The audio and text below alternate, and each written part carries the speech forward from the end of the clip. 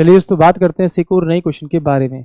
इस क्वेश्चन में एग्जामिनर ने कहा 28 सेंटीमीटर व्यास वाली धातु की एक अर्धवृत्ताकार शीट को एक खुले शंक्वाकार कप में मोड़ा गया है।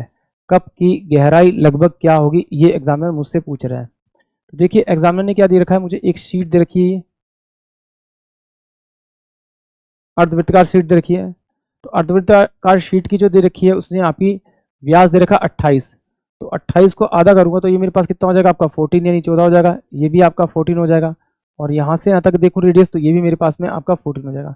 अब क्या है कि इसको ना उसने एक कौन शेप में चेंज करी। जब इसको कौन शेप में वो बनाएगा तो कौन कुछ मेरा इस तरह से आएगा और ये मेरे पास में कितना हो जाएगा, ये मेरे पास में 14 होगा।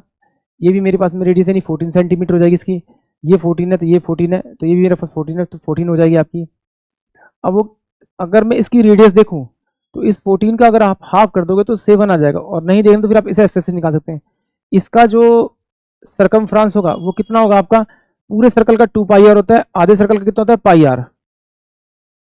वो बराबर होगा क्योंकि इसे गोल घुमा के तो बनाएगा ये वाला, तो किसके होगा 2 पाई आर के बराबर, क्योंकि उसमें तो पूरा सर्कल होगा। ठीक है, इस पाई से पाई कटा, इसमें आर की वैल्यू कितनी 14 है और ये मेरे पास में 2 आर होगा। इससे काटूंगा तो 7 इक्वल टू में आर आ जाएगा, यानी कि इसकी रेडियस 7 सेंटीमीटर आ गई। अगर रेडियस 7 सेंटीमीटर आ गई तो क्या निकालना है, इसकी हाइट निकालनी है। तो इसकी हाइट निकालनी है तो ये मेरे पास में हाइट होगी। तो हाइट का निकालने का फॉर्मूला क्या होगा, पाइथागोरस थ्योरम h का स्क्वायर प्लस में 7 का स्क्वायर यानी 49 बराबर में कितना होगा 196। इसको मैं इधर भेजूंगा तो h स्क्वायर इक्वल टू में कितना होगा आपका 196 और 49, तो ये कितना हो जाएगा आपका 7 और ये कितना 4 या 1 यानी 147। तो h इक्वल टू में कितना हो जाएगा अंडर रूट के अंदर 147।